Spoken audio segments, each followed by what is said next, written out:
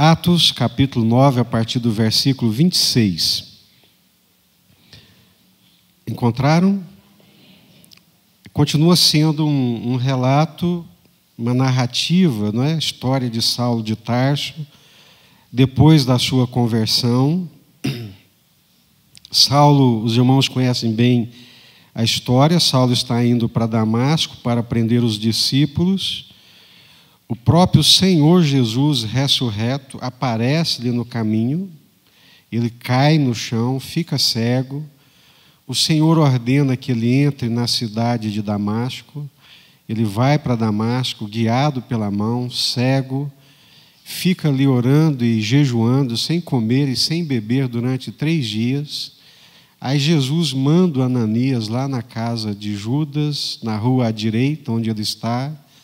Ananias impõe as mãos sobre ele, ele fica curado, né? As escamas caem dos olhos, ele é batizado, revigorado, cheio do Espírito Santo, vai para os desertos da Arábia, fica no deserto ali durante 3 anos, depois ele volta para Damasco, e aí nós chegamos no ponto onde nós estamos. De Damasco ele vai para Jerusalém. Ou seja, do início da conversão até esse ponto aqui são decorridos mais de 3 anos. A gente lê tão rapidamente e não imagina isso, porque 3 anos ele passa no deserto da Arábia. Ele conta isso lá na Epístola aos Gálatas. Ele vai para o deserto para ter comunhão com Jesus e desconstruir toda aquela teologia judaica que estava arraigada na sua mente. Não tem lugar melhor do que o deserto para a gente refletir, meditar, quebrantar e receber a iluminação, a revelação do Senhor, como foi o caso dele. Então, ele volta para Damasco, e de Damasco os discípulos o enviam para Jerusalém. Tendo chegado a Jerusalém, procurou juntar-se com os discípulos. Todos, porém, o temiam, não acreditando que ele fosse discípulo. É a história lá da igreja da Turquia, né? Todo mundo está achando que Paulo é um agente infiltrado, estão com medo dele e não acreditam que ele seja um discípulo. Mas Barnabé, tomando-o consigo, levou-o aos apóstolos e contou-lhes como ele vira o Senhor no caminho e que este lhe falara, e como em Damasco pregara ousadamente em nome de Jesus. Estava com eles em Jerusalém, entrando e saindo, pregando ousadamente em nome do Senhor. Falava e discutia com os helenistas, mas eles procuravam tirar-lhe a vida. Tendo, porém, isso chegado ao conhecimento dos irmãos, levaram-no até Cesareia e dali o enviaram para Tarso. Amém?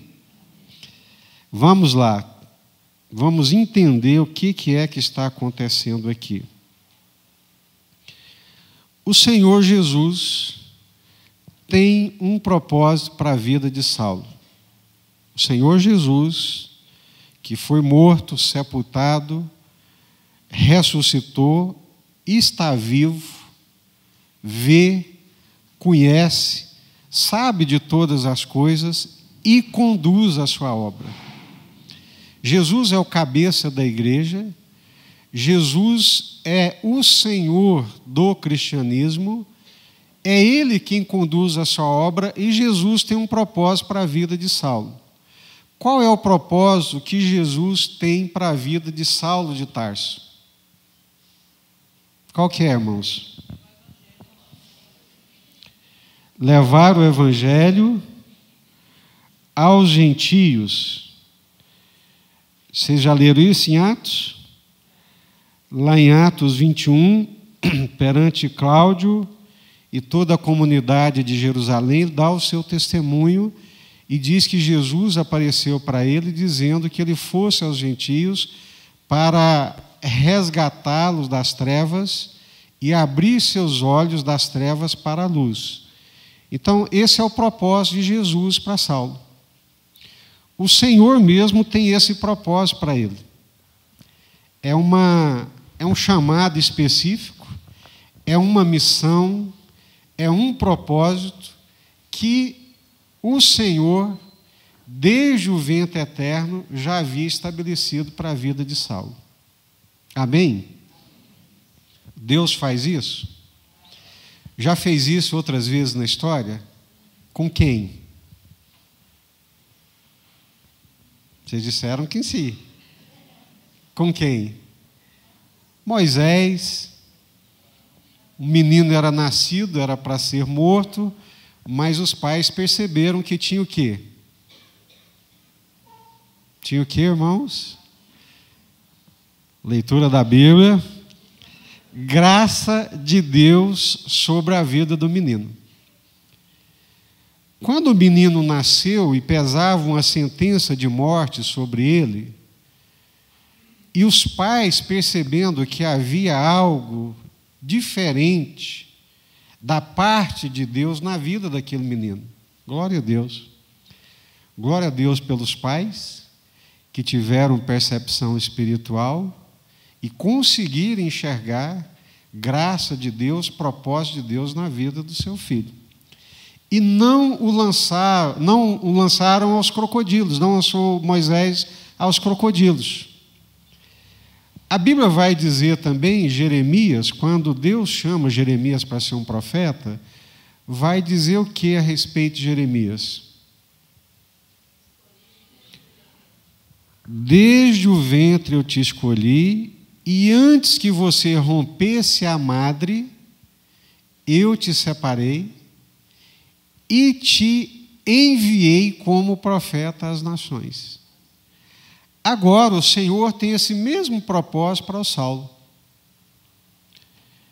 No plano redentivo de Deus, nas intervenções de Deus, ao longo da história, Deus manifesta no tempo, no espaço, essa mesma vontade a respeito de Saulo.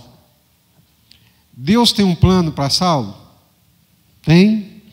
Deus tem um propósito para a vida dele? Deus tem uma missão? Tem, irmãos? Espero que não seja o frio. Vocês estão tão caladinhos hoje. Qual é o papel da igreja? Qual é o papel da igreja no cumprimento desse propósito de Deus na vida de Saulo? Grande a pergunta, né? Qual é o papel da igreja no cumprimento do plano de Deus na vida de Saulo de Tarso? Igreja que, entenda-se, não é instituição, povo de Deus, comunidade de Deus. Qual é o papel da igreja nesse processo, nesse projeto de Deus? Exato. O papel da igreja nesse processo, nós damos o nome de discipulado.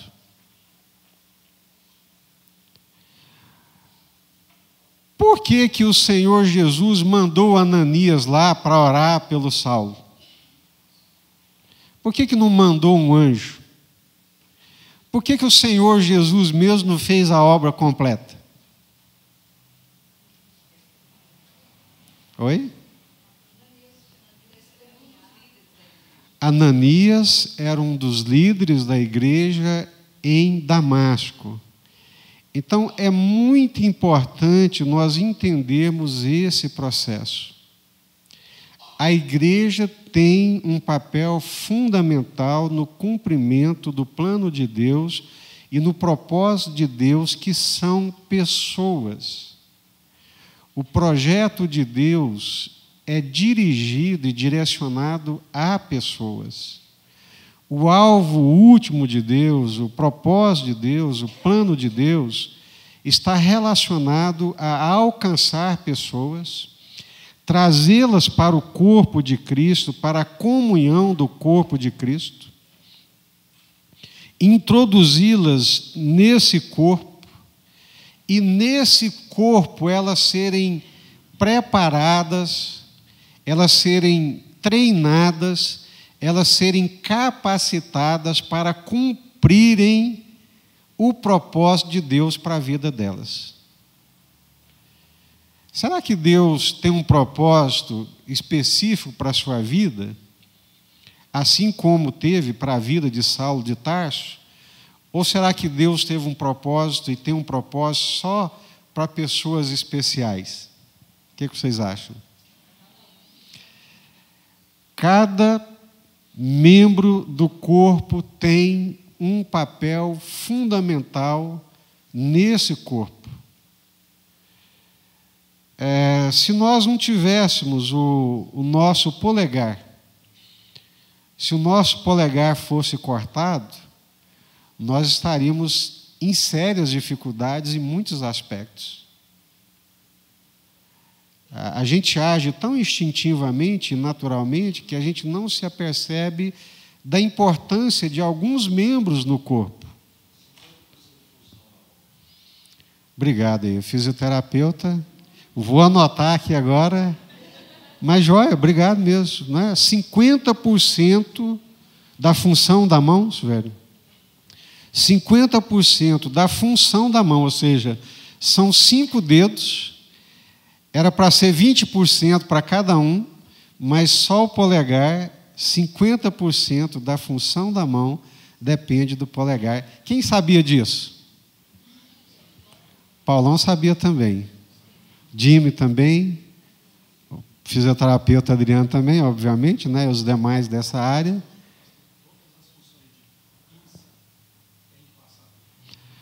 Todas as funções de pinça têm que passar pelo polegar. Depois nós vamos entender o que é a função de pinça, né? Brincando. Hoje eu estou engraçadinho, né? Estou feliz. Estou quase igual o pastor Josué, estou alegre. Não, ainda não, né, Nina? Brincadeira. Então, irmãos, a gente não se apercebe, mas todo o membro tem função, e uma função específica e importante para o corpo. Mas a gente vem para a igreja, participa da igreja, senta no banco, levanta do banco, vai para casa e nunca se pergunta. E não se perguntando, vamos chegar nos céus sem saber e sem cumprir o propósito de Deus para a nossa vida. Eu já falei para vocês, isso é uma coisa que me tira o sono.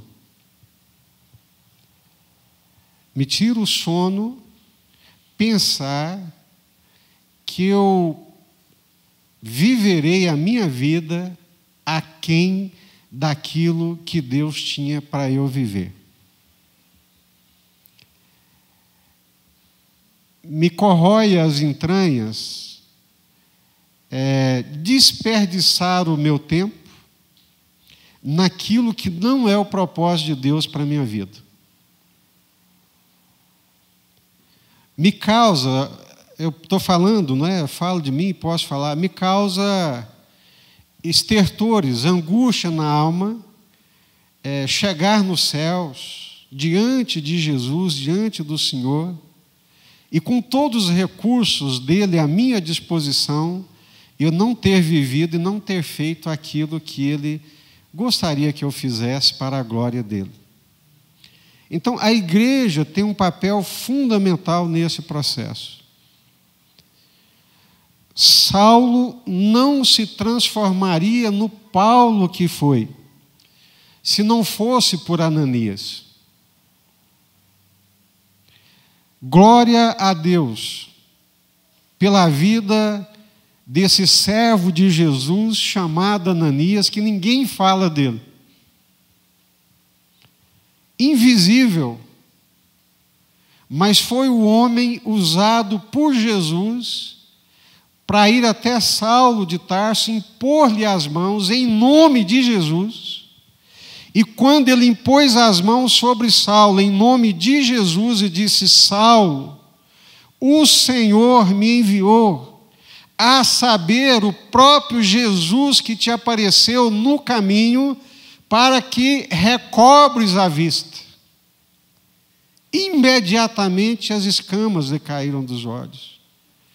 Paulo ali pôde entender que Jesus fala não é só com ele, que Jesus fala com o seu povo, que Jesus fala com a igreja, que Jesus levanta pessoas e que cada uma delas são importantes para a nossa vida, para o nosso ministério, para o desempenho daquilo que o Senhor tem para nós.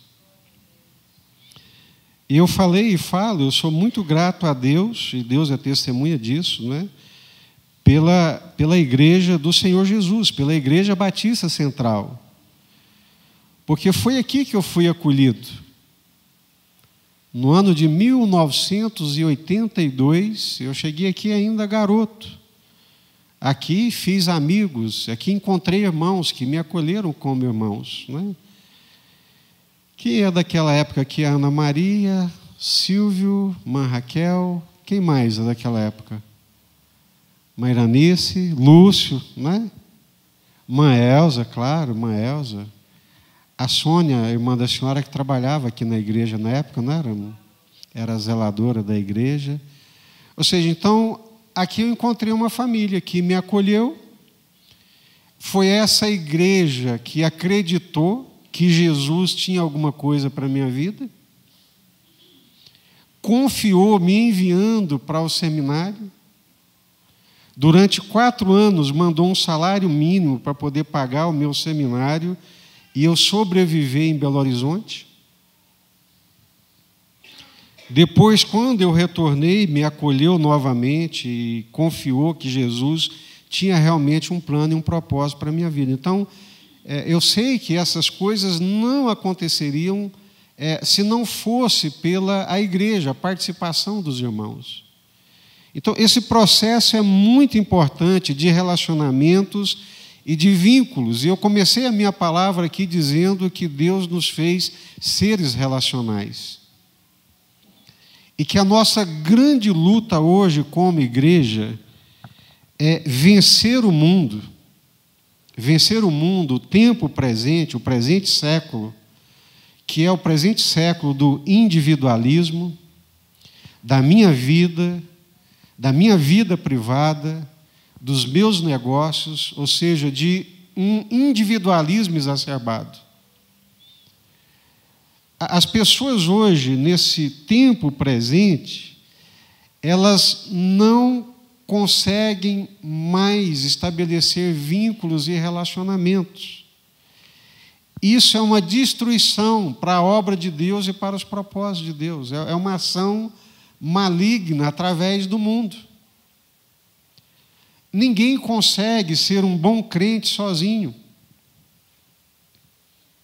Ninguém vai alcançar a plenitude dos propósitos de Deus para a vida dele sem a comunhão dos irmãos.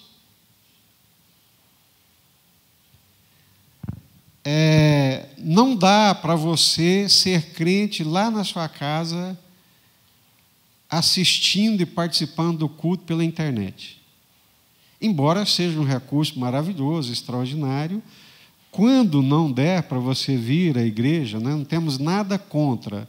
O que nós estamos dizendo é que não dá para você transformar isso na sua vida espiritual, porque na sua vida espiritual precisa ter comunhão uns com os outros.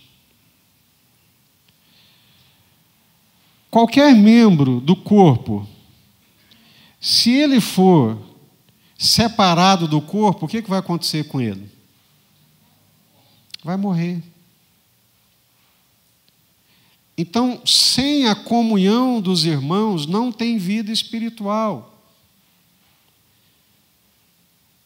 E é muito pouco uma comunhão dominical, ou como diziam os antigos, domingueira, né? Ser um crente domingueiro não dá para estabelecer vínculos.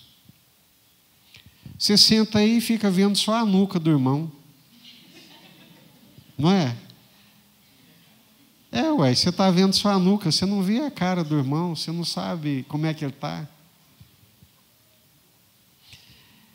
Então, essa vivência, essa comunhão, é o grande desafio de ser igreja, de ser servo de Jesus, de ser discípulo de Jesus, para alcançar os planos e os propósitos de Deus para a nossa vida. É através da comunhão, é através da comunhão com os irmãos, é através da vivência, é através da igreja, né? E hoje, pelas estatísticas, né, o que mais tem crescido no mundo religioso brasileiro é o número dos desigrejados. Desigrejados.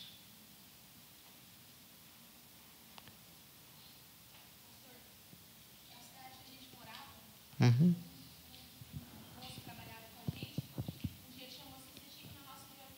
Sim.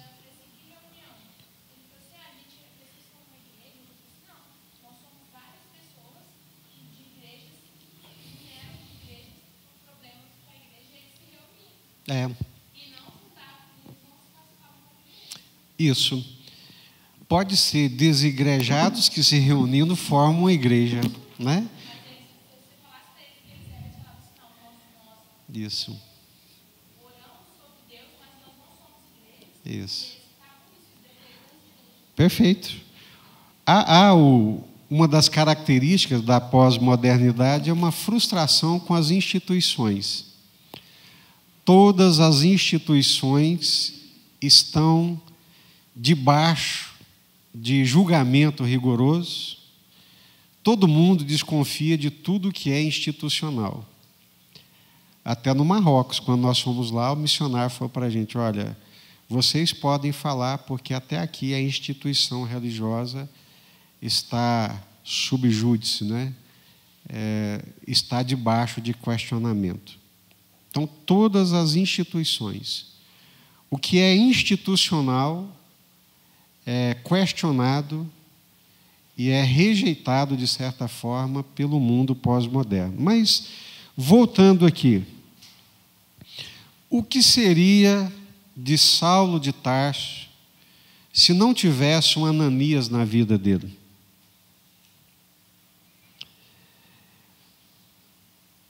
Vamos ler lá em Mateus 28, está isso aqui na minha cabeça, Mateus 28, que é um texto muito conhecido, principalmente de nós aqui da igreja.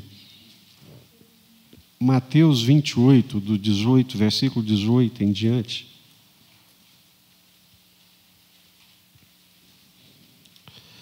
Evangelho de Mateus, capítulo 28, a partir do versículo 18.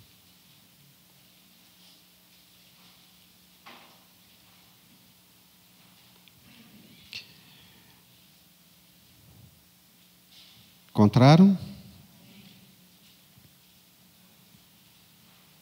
Mateus, capítulo 28, a partir do versículo 18 até o 20.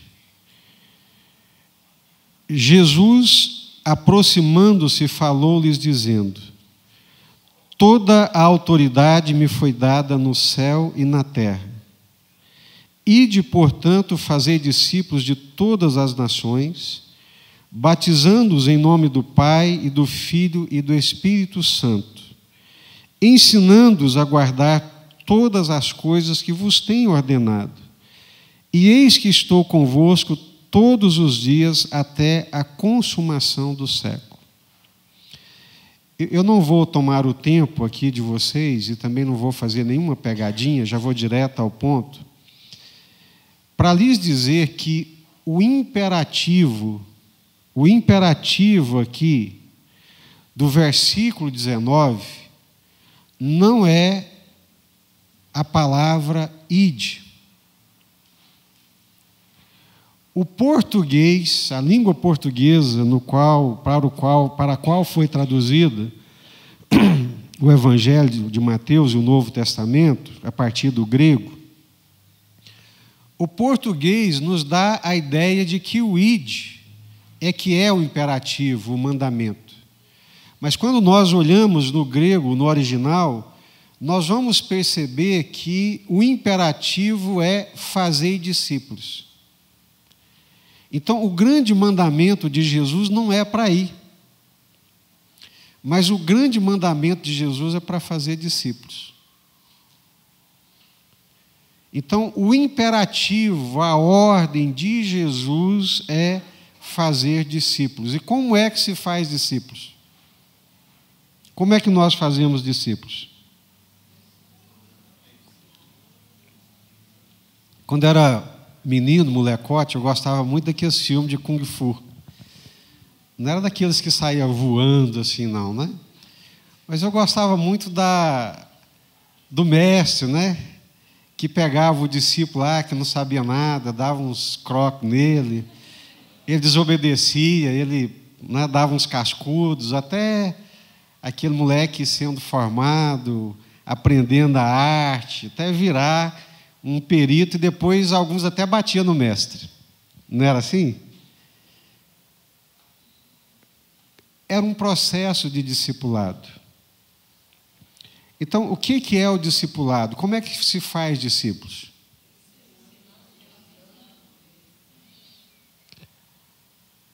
Ensinando. O que mais? Ensinando-os a guardar todas as coisas que eu vos tenho ensinado, né? Como é que nós fazemos discípulos? Ora, como é que Jesus fez? Está aí na Bíblia. Como é que Jesus fez discípulos?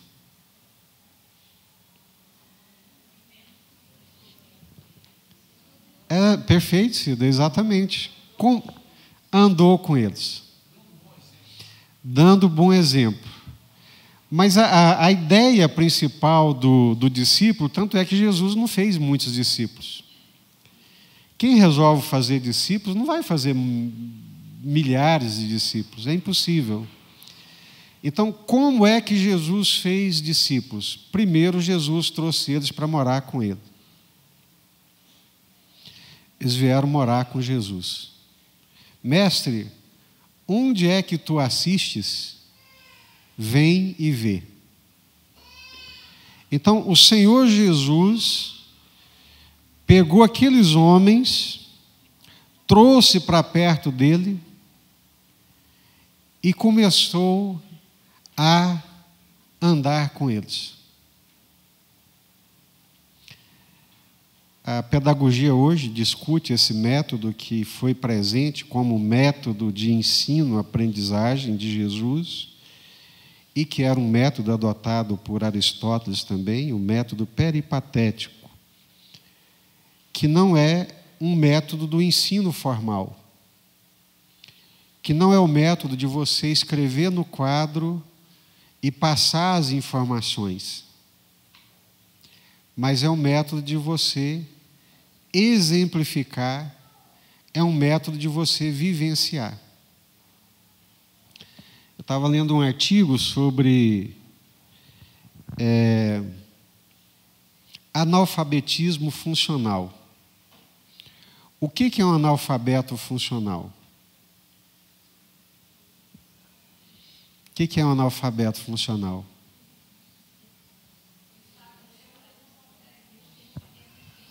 Perfeito. Ele sabe ler, mas não entende o que está lendo. Um professor norte-americano, ele veio dar aula no Brasil, numa universidade no Rio de Janeiro, para os alunos de física. Reconhecidíssimo. E ele ficou assustado, por um lado, porque ele viu que os meninos, os alunos da universidade, a nível de mestrado, dominavam bem a fórmula da refração. O que é a refração? A fórmula é essa, assim, assim, assado. Mas eles não conseguiam correlacionar a fórmula do livro com a luz que passava pela janela. Eles não conseguiam juntar o que estava escrito com o prático, o que eles estavam vendo. é um analfabeto funcional. Ele leu, ele pensa que compreendeu, mas não dá conta de associar com a realidade. Um dia, o seu Ari, um pedreiro, foi fazer uma área para mim, e foi fazer uma área, e eu cheguei lá, ele estava fazendo, acho que o que chamam de gabarito. Ele fez uma medida aqui, fica um pauzinho aí, pôs um pau de base. Quantos centímetros é isso, Ari? Tanto. Mede aqui. Quanto que é aqui, senhor Ari? Tanto. Aí mediu a parte mais comprida, formando um triângulo, falou, tá perfeito. Deu esquadro. Eu falei, o senhor sabe o que o senhor acabou de fazer, senhor Ari? Eu não tenho a mínima ideia. O senhor fez o teorema de Pitágoras. Éramos dois ignorantes. Eu que sabia a fórmula, mas não sei fazer, e ele que sabia fazer, mas não entendia a fórmula. Então, o analfabeto funcional, no caso, era eu, que sabia o teorema de Pitágoras, mas não sabia a aplicação prática dele. Então, o discipulado é para isso. O Ananias foi até o Saulo de Tarso, falou, Saulo, meu amigo, meu irmão, né? Meu irmão, você está acostumado com essas teorias religiosas, você está acostumado, decorou a lei toda, você sabe a Torá, você está entupido dessas informações, mas você não sabe como que é a vida com Deus. E numa imposição de mãos, e numa oração em nome de Jesus, por alguém que conhece Jesus, que anda com Jesus, que ouve a voz de Jesus, as escamas caíram e o homem foi cheio do Espírito Santo. Glória a Deus, não é? Pela vida do Ananias. Então, esses Ananias que Deus quer levantar. Deus quer fazer de nós Ananias, para sermos instrumentos de bênção na vida daqueles que o Senhor quer alcançar, que o Senhor quer transformar. Então, o discipulado envolve relacionamento, envolve tempo, envolve entrega de vida, envolve convivência. Não vou envergonhar ninguém aqui, mas você já pegou uma pessoa, apresentou o Evangelho para ela aceitou o Evangelho, ela creu em Jesus, você a tomou pela mão, levou para a igreja, preparou ela para ser batizada, ela foi batizada, você foi instruindo, foi acompanhando, foi orando, até que ela conseguiu se firmar e dar os passos na fé e fazer o mesmo que você fez com ela. Por que nós não discipulamos? Por que a igreja brasileira e a igreja ocidental ela não discipula? Por que nós não somos Ananias? E por que nós não somos Barnabés? Barnabé é uma figura exemplar, extraordinária, pelo caráter, pela visão, pela entrega a Deus.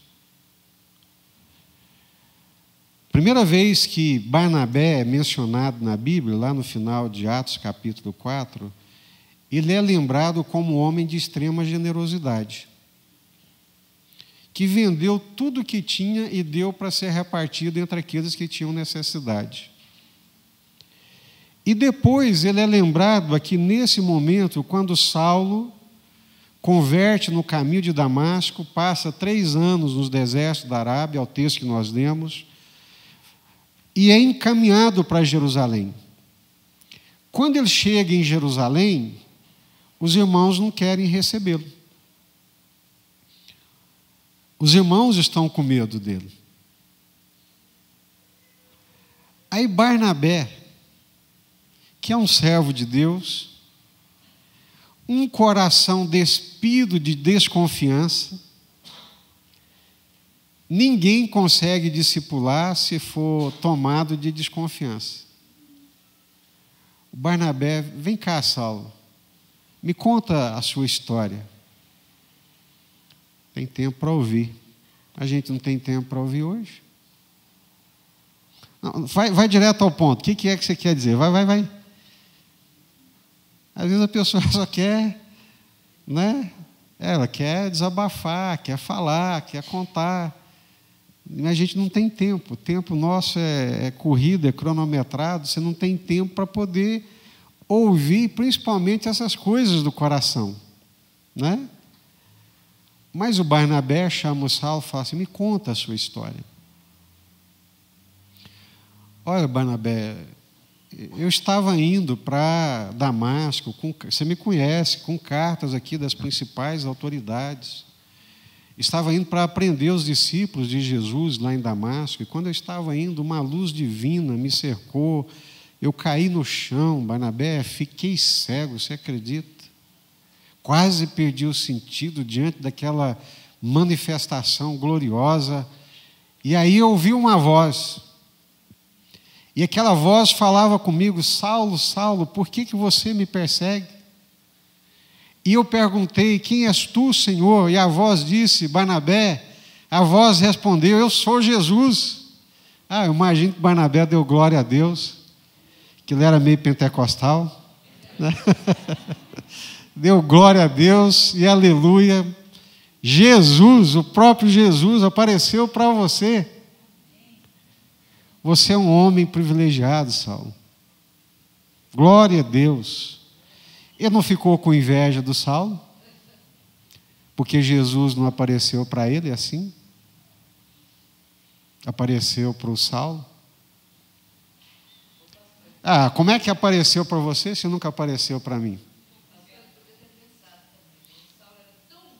Exato. Então, não houve desconfiança. Falta essa graça entre nós, irmãos. Falta essa graça entre nós. Essa graça do ouvir, do acolher, do ensinar.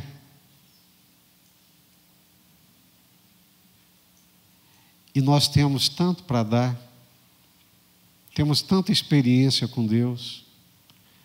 O nosso colega de trabalho,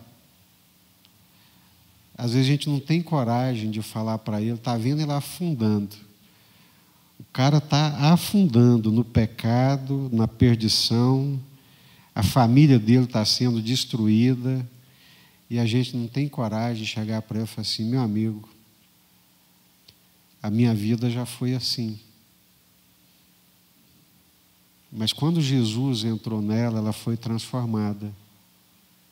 E Jesus pode transformar a sua também. Sim, Cida.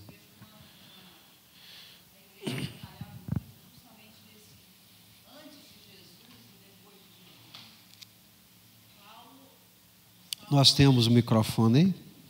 Vamos ouvir aqui. Vamos ouvir, Cida. Aqui é a Cida. Obrigado, Vaguinho. Eu vejo que tem muitos desigrejados hoje. Nós temos falhado desse ponto, achei bom. A igreja tem falhado muito hoje. Eu falo nós. Sim. Porque Saulo mesmo era perseguidor dos cristãos. Exato. Depois que ele teve um encontro com Jesus, ele passou a pregar o evangelho, a ganhar, né, os gentios. Exato. Mas a igreja hoje, ela vê, a pessoa vem para a igreja, aceita Jesus, e por muito tempo a igreja fica lembrando a ela aquilo que ela era antes de receber Jesus. Interessante. Não temos tido misericórdia. Interessante. E falar: ele era assim, mas ele se tornou assim, ele vai se tornar assim. Glória e a às Deus. vezes é um processo. Exatamente. E às vezes a gente quer que a pessoa aceita Jesus, ela muda da água para o vinho, da noite para o dia, ela vira outra pessoa. Paulo passou 3 anos no deserto. Mas o tempo inteiro a gente fica, às vezes nas conversinhas, nas coisas, era assim, era assado, fazia isso. Isso. crucifica e assim, Jesus perdoou, mas a igreja, nós que somos cristãos, às vezes não temos perdoado. E ficamos atirando pedras. Misericórdia. Misericórdia. Então, quando Deus quer abraçar alguém, Ele abraça através da igreja. Quando Deus quer dar ministério para alguém, Ele vai dar através da igreja. Quando o Senhor quer acolher alguém, Ele vai fazer através de nós. E nós somos extremamente desconfiados. Eu temo que tem muitos crentes que têm medo de espíritas, têm medo de macumbeiro. Ele tem medo e se arma completamente. E acha que numa convivência com essas pessoas, vai fazer mal espiritualmente para ele. Não, irmãos. Nós somos da luz, e o maior é o que está em nós do que o que está no mundo. Se entra um macumbeiro na nossa casa, a gente falta sair atrás jogando sal grosso. E expulsando todas as setas disparadas, né? Aí fica difícil. Aí o processo fica muito difícil, porque o coração não é de Jesus. Imagina, a prostituta veio e abraçou e beijou os pés de Jesus. Eu estou falando para vocês, mas o Senhor me deu um cascudo, né? Algumas vezes o Senhor já me puxou a orelha que eu fiquei com vergonha. Eu estava numa reunião na Universidade Católica e o assunto ali era a religião. Então tinha todas as cores e matizes que você imaginar. Já contei para vocês. E tinha um rapaz lá, gordinho, que ele só falava de candomblé, de orixá, de exu, de não sei das quantas. E eu já estava armado até os dentes com ele. Desconfiado, como bom crente de origem pentecostal, já estava assim, orando e repreendendo, né? E se ele vier para o meu lado aqui, eu vou bater o pé, eu vou bater um berro, ela vai cair duro no chão. É verdade, irmãos, é engraçado, mas o sentimento era esse. Exatamente. Né?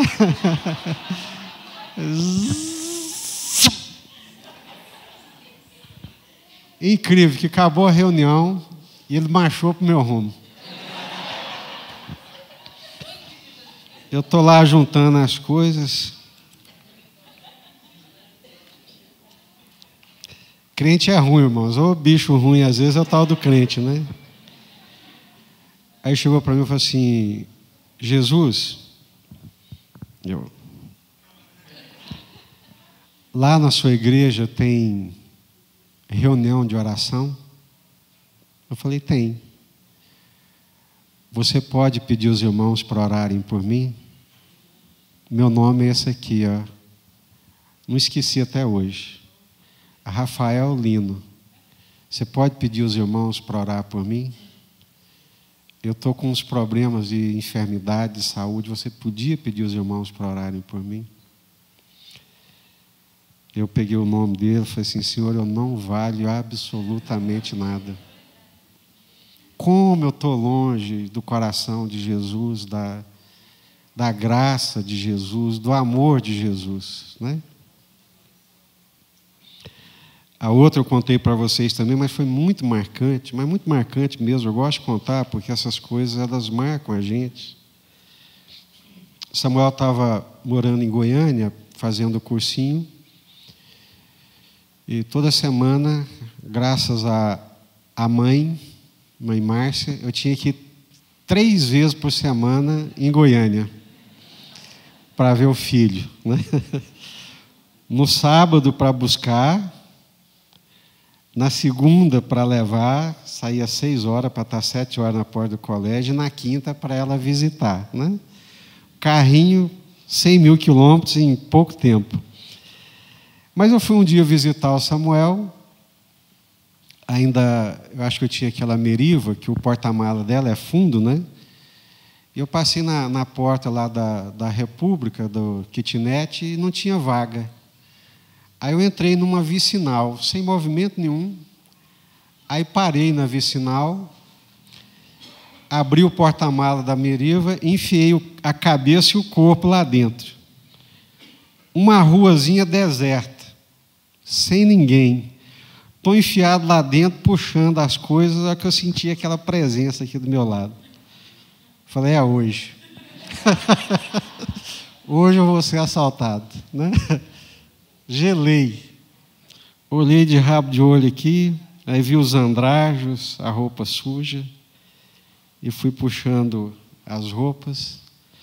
Aí encarei o homem. Ele virou para mim e falou assim, moço, o senhor tem R$1 para completar a minha marmita, para eu almoçar? Eu fiquei tão aliviado que falei, tenho. Não foi de bondade, não, foi de alívio mesmo, né? Tenho. Aí fui lá na frente, peguei R$2, entreguei para ele. Ele enfiou a mão naquela mochila dele, pegou um pacote de macarrão, falou, o senhor gosta de macarrão? Eu falei, não, obrigado, o macarrão é seu. Eu comecei a ficar vermelho e suar, né? Não, mas eu quero dar esse macarrão para o senhor. Eu, de jeito nenhum. Orgulho, né? Eu quero dar esse macarrão para o senhor. Eu falei, gente, é só Jesus para fazer isso conosco. Então, irmãos, a igreja de Jesus, nós precisamos converter o nosso coração. Jesus tem que dar um coração bondoso para a gente, misericordioso, né? Porque se não houver essa graça de Jesus, essa bondade de Jesus, nós vamos continuar vindo para a igreja, sentando aqui, e não vamos alcançar ninguém. Se Jesus não tocar no nosso coração para a gente ser como Ananias e como Barnabé, vai ser muito difícil a gente alcançar alguém. Às vezes os irmãos acham que é amolação e até encheção de saco. Mas o pequeno grupo é uma grande oportunidade nesse sentido. Porque, de repente, vai entrar dentro da sua casa uma pessoa que você nunca viu. Mas pode ser que naquela oportunidade de ser acolhida na sua casa, mesmo não sendo e não merecendo, mas quando for tratada como alguém que merece, cheia de dignidade, o coração dela vai se abrir. Porque, irmãos, nesses tempos atuais, as pessoas não estão acreditando mais no discurso. E graças a Deus, eu acho isso maravilhoso. As pessoas querem acreditar na sua vida. Se vai falar do amor de Jesus, ela quer saber se isso é verdade na sua vida ou não. Irmãos, isso é um fato. Hoje, mais do que nunca. Antigamente, você dava um folheto para a pessoa e falava, Jesus te ama. Hoje já quer saber, Jesus me ama e você? Esse amor alcançou a sua vida? Transformou a sua vida? Então, deixa eu ver. Né? Amém? Vamos orar? Thales, quer falar? Pode falar, Thales. É bem-vindo. E nós encerramos para orar. Obrigado, pastor, pela oportunidade. Eu não estou aqui para perguntar, eu estou aqui simplesmente para tentar complementar a fala do senhor, mas é muito importante. Lá no nosso PG eu sempre trabalho isso, sabe, pastor? Que numa das reflexões das nossas segundas-feiras, sempre tem sido de grandiosidade para a minha vida, né? E eu tenho crescido muito com o conhecimento da palavra. E numa dessas reflexões, Deus bateu muito ao meu coração com o slogan, né? E Deus falou comigo que a identidade de um cristão está nos seus relacionamentos.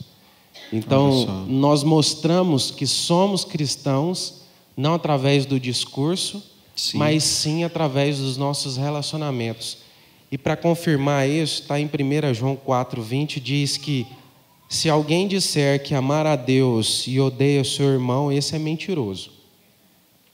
Mas aquele que ama porque é incapaz de amar o seu irmão, é incapaz também de amar a Deus a quem ele não vê. Então, a identidade de um cristão está nos seus relacionamentos. Amém. Amém? Glória a Deus. Obrigado, Thales. Observe, irmãos, que isso tem que vir do Senhor. Nós temos que orar pedindo a Deus, né? Deus é minha testemunha, não preciso querer aparentar uma coisa ou falar uma coisa que não é verdade, mas eu oro para o Senhor. Eu peço ao Senhor, falo, Senhor, me dá um coração bondoso, um coração segundo o teu, para amar, para entender e para acolher as pessoas.